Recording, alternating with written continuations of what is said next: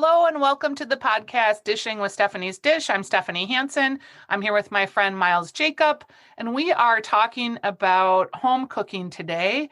And a lot of us, after the pandemic started, we stopped going out to eat and then we had to cook for ourselves.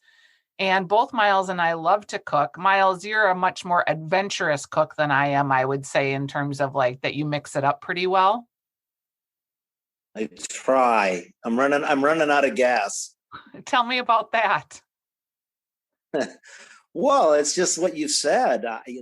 We're a year into, what am I going to cook tonight every single night, and I'm running out of new ideas. I'm finding myself doing smash burgers more and more. How do you do a smash burger? What do you do? Well, it's a cheeseburger, but they're like small, super thin patties, so that you just put a small ball of ground beef in a super hot pan, and then take your spatula and smash it down until you really about as thin as you possibly can make it. You're not shooting for medium rare. You're trying to get as many little char bits as you can. And when you smash it down that way, you end up with sort of an irregular edge all the way around. And so it chars more easily. And that's what you're after. And then, I like American cheese because it melts really easily. And so you're making burgers at home. Well, you run out of ideas. I love it. I think I've done every Szechuan dish possible.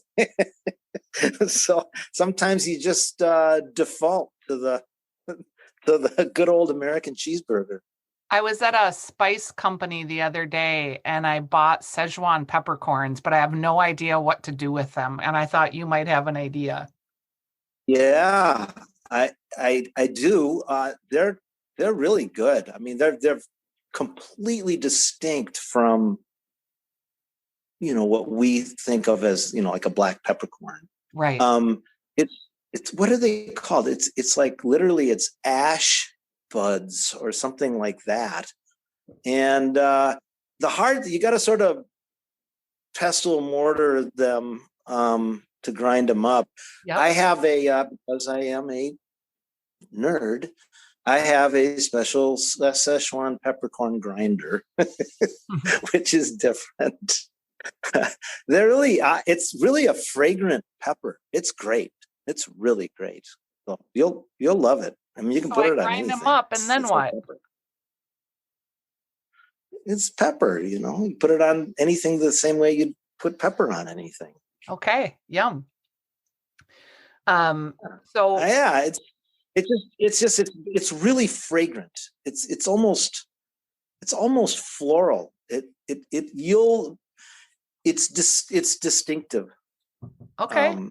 You'll like it. I'm looking forward to it. So yeah. When we were texting back and forth about this episode, you were saying that you were feeling a little burned out of cooking, and I'm kind of burned out too. My husband will do the grilling if I say like, oh, I need you to grill a piece of meat, but there's still sides and the salads, and also I'm not going to the grocery store regularly like I used to. So you're trying to make do with what you have in the house. Yeah, I do. I go to the grocery store pretty much every day. I'm also feeling a little more comfortable because I got vaccinated. Wait, now I'm like your mother-in-law? Well, she goes to like 5 stores a day. Like one to get a piece of meat, one to get the staples. Well, that's all that's left to do these days is go to a grocery store. No, part of my problem is, and this is totally boring, but I'm trying to lose some of the 10 pounds, the pandemic 10 pounds that I put on. And so I'm not eating starch. And that sucks. That takes all the fun out of planning dinner. No rice, no pasta, no potatoes, no tortillas. It's awful. But so far I'm good. I'm like a month into it and I have not broken. Oh no, I broke once for Charlotte, my granddaughter's birthday, Sue made ice cream cake, and I imbibed. And is it working? Are you losing weight? Yeah, a little bit. I eat a lot of food. I'm a pig. There's a reason I gained the weight. And yeah, I've lost like 5 pounds for everyone that's interested. Yeah, so you're good there. It just is going to take longer time. Yeah. The goal is I have a annual physical in a month, and the goal is it will have then been 2 months of this goddamn diet, and hopefully I will have lost 10 pounds. We'll see. All right. Yeah. Well, I didn't want the doctor to yell at me. No one likes the doctor to yell at them. In the spirit of helping you get out of your rut and helping me get out of my rut, I was paying attention to my food and wine this month, and they had some handy tips. So I'm going to share these tips with you and see what you think. Let's hear it. Okay, so these are how to get out of a cooking rut. And the first tip they have is lower the bar. So they say, make a hot edged crispy sandwich pressed between two heavy skillets and try a new condiment. Quit trying to make fancy meals. Okay. Yeah. I like that. Fine. Yeah, it is fine. Yeah. I don't know. There's just like my husband doesn't think dinner is dinner unless there's like meat. So, well, I'm guilty of that a little bit too. Not 100%, but yeah, that's kind of where I start my. Yeah, and I can serve soup, but I've got to have salad, or I can have a sandwich, but I got to have soup. Yeah. Yeah. Yeah. No, I can't. That's part of the problem with no starch is that, okay, so you dump a piece of protein on your plate, and that's just not very exciting. I mean, it's a place to start, but that's it. So it says the next tip is takeout is not a cop-out. It's our civic duty to help save restaurants. So order takeout, which is fine. We order takeout like once a week. Do you order takeout? Yeah, yes and no. Because I make my living in the concert industry, I am not making a whole lot of money for the last year. So we're not trying to find ways to spend more money. We're trying to find ways to spend less money. And I mean, it's fine. We take out probably every couple of weeks. A lot of times we'll get Chinese because we have a really good Chinese restaurant near us that delivers. Yeah. Do you still do the Great Wall? We don't. And it's nothing against the Great Wall. We go to this place called, we take out from this place called Szechuan Spice. It's over on Lake and Lindale. Yum. And it's great. We get the same thing every time, but it's really, really good. Okay. And the delivery is, they do their own delivery. Because that's the big deal is they don't use, Uber delivers or Bite Squad or whatever the ones are now, because they rip the restaurant off. If part of the reason you're taking out is to help restaurants that are struggling, you're not helping them if you're using one of the delivery services because they lose all their profit to them. Right. Their next that's a real thing. Yeah, for sure it is. And it's just a lot of people don't do their own delivery. So you have to kind of really suss that out. But like Pizza Luce does, Devani's does, Rainbow Chinese. Go pick it up. Mm-hmm. Yeah, we do pick up. Okay, here's another tip. Get back to the basics. So cook basic things, but with a twist. That's sort of a dumb piece of advice. Focus on process. So, what does that mean? If you're a home cook learning how to do the things, don't expect expert level quality. Start small. Okay, that's good if you're learning how to do things. Step up your condiment game. This I actually think is a good tip. So give me an example. They talk about bitchin' sauce, a garlicky almond spread sold at Whole Foods that the editor is swearing by. One of the things that I have tried recently that I've had in my cupboard for a long time is it's called Afrique sauce. And what is that? It's made by a woman in town. Her name is Chef Flo K. And it's like an African sauce that's tomatoes and cumin and spices. And it's kind of like a tomato sauce that you would pour as a base that maybe. That sounds like harissa. with a protein. I'm sure is delicious. That's like I said, it sort of sounds like harissa, which is sort of a Northern African Yes, condiment, if you will. it's a little It's really thinner than good. that.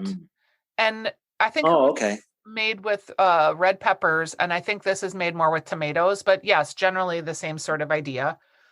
Yeah.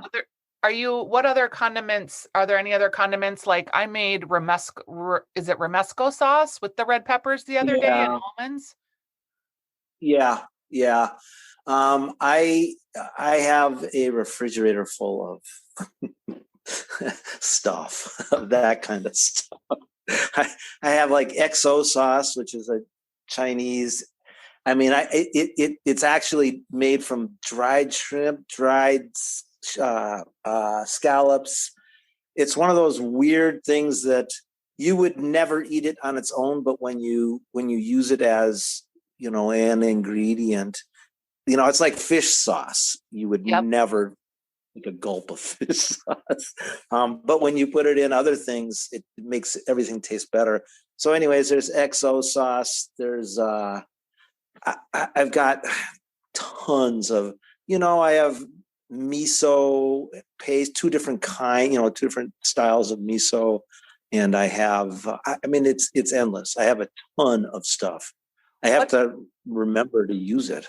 What's fascinating to hearing you talk is that your refrigerator is very different than mine. Like, Okay. I have pickles up the wazoo. I have lots of jars of jams, jellies, chutneys, broth-based stock, odds and ends.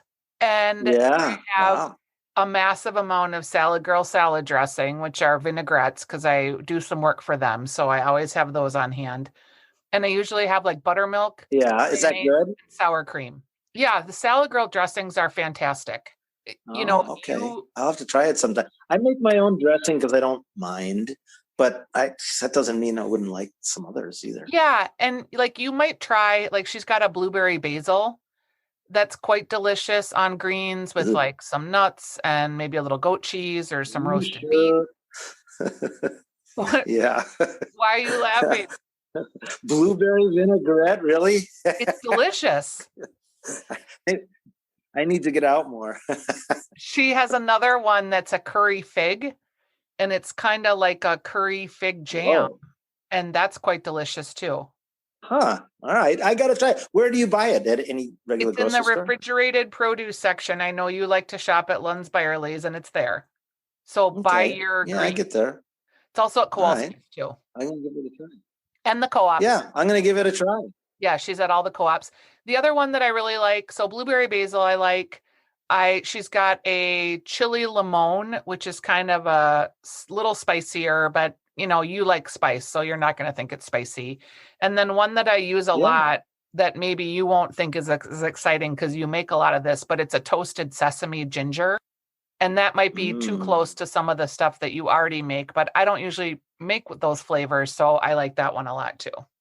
You know what I made a couple weeks ago was, when you go to a Japanese restaurant, sushi restaurant, whatever, and a lot of times they'll give you that very simple little salad ahead of time, and it's got the orange it's a carrot ginger dressing on the salad.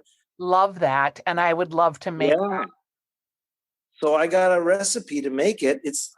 Obviously it's simple. It's like 5 ingredients, and it tastes just like it does in the restaurant. It's really good. Okay, I want that. You have to share that with me so I can put it in the show notes. That sounds fantastic. Yeah. No, I like making dressings. Who's the chef at French Laundry? Keller. Yeah, No, what's Thomas his Keller. name? Thomas Keller. So I have one of his cookbooks, and he's got a couple pages of dressings, and he's got like a buttermilk dressing, an anchovy dressing, and I've made a bunch of them. And dressings are easy. It's not like it doesn't take more than a couple minutes. And they're good. I mean, it's fun to mix it up. It's really fun. Yeah, and we do because I use a lot of vinaigrettes, but then every once in a while I crave like a creamy dressing or a green base or something like that. All right.